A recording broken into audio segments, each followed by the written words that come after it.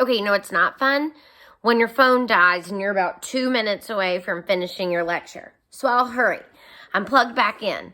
Okay, so social media. That was under sources of ethics, ethical issues in business. Number 1, your short-term profit maximization. And number 2, use of social media. Employers, they want to regulate it. They have right to regulate it to some extent. At the end of the day, an employee, their postings reflect on the company. And so having policies regarding the use of social media, they're important to a company.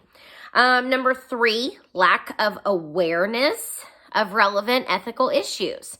Lack of awareness, being clueless to ethical concerns going on. There's obviously going to be some opportunities there for some ethical dilemmas. Number 4, hang on, Hallie.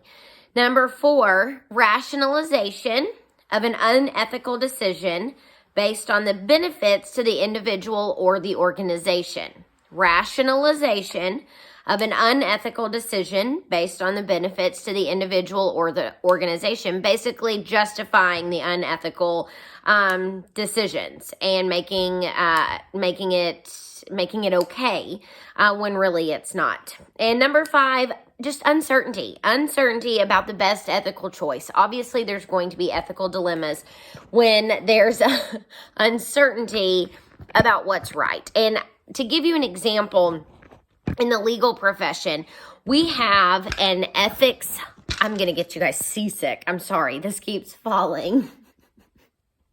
We have, in the legal profession, an ethics hotline, which essentially attorneys, when we get in dilemmas, usually with clients and usually whether there's a conflict or not with us representing somebody or not representing somebody, we have an ethics hotline where if we're uncertain of what to do, we can send the scenario to the hotline, and an attorney that works for the hotline will write back their opinion. And essentially that's your protection that you're okay to proceed. And you've got that protection in the event that a complaint is filed against you, like with the Kentucky Bar Association. So sometimes there's just going to be uncertainty in what's the right and what's the wrong thing to do. And of course, that's going to cause some ethical dilemmas.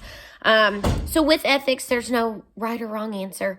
It's hard to tell somebody what's just or right behavior because sometimes it's just not as black and white as the law is. And so, but that's the main thing you need to take away from the ethics discussion is, ethics. What's fair, what's just, not nearly as defined as the law is, or as the law should be, because it's not always either.